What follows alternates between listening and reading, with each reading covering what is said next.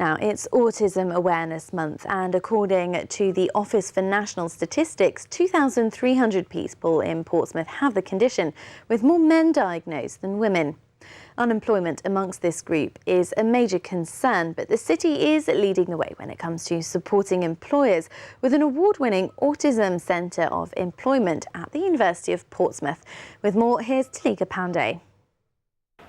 The centre, which is part of the Department of Psychology at the university, was set up with money from the government to support the adult autism strategy, which includes employment. It's widely acknowledged that autism is a complex condition and differs person to person, but most experts believe there are some defining characteristics. So they might be very sensitive to certain types of light or noises, and this is what really varies within the person. So some people are very sensitive to noise, some other people are very sensitive to light, and that can make them very anxious because they are bombarded by sensory information. The other thing is they don't like change. Change needs to be managed very well, so last minute change of plans is not something they take to very lightly. And the other thing is they tend to struggle with social interactions, obviously, and that's the main feature of autism: social interaction and communication difficulties, which does not mean that they don't like people. A lot of them are actually craving friends, craving a relationship, a girlfriend or a boyfriend, but they struggle with how to get there. The centre also runs a research project which has identified the main barriers for people with autism is the lack of adjustments made for them in the workplace.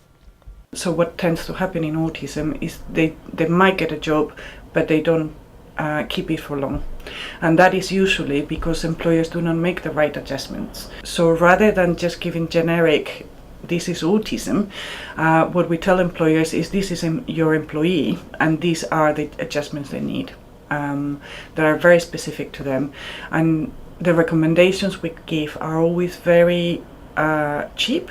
So because employers sometimes worry that it's going to be very expensive, so what we tend to do is actually give recommendations that are very, very easy.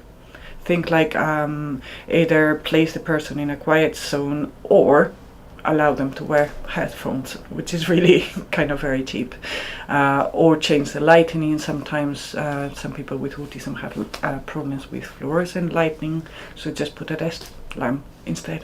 Simple. The centre works closely with employers across the county, giving them the specific information and advice they need.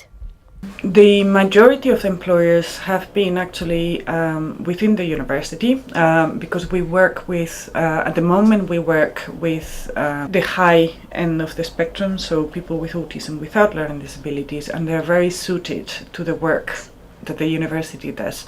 So they are very suited to work in the library, so we've been supporting people in the library. They're very suited to keep files and records, so we've had people in different departments around the university actually helping with data entry. We also have had people out there in retail, for instance,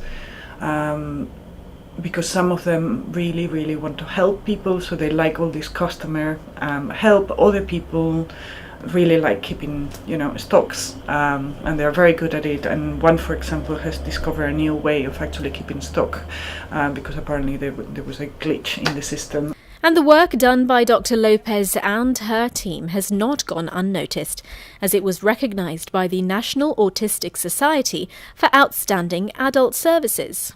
Actually very proud of this award, and we didn't expect it because we have been running only for a year, but this award, I think it was granted on the basis of the how innovative the centre is in terms of most employment programs in the country are focusing very much on employability skills, teaching them to do interviews, writing a CV, doing job searches, whilst we actually focus on employers because the main barrier seems to be employers, that they are not making the adjustments, not because they don't want to, they just don't know how to. So our center actually, if in a way, the intervention is on the employer rather than the person with autism. This is Talika Pandey for That's Solent.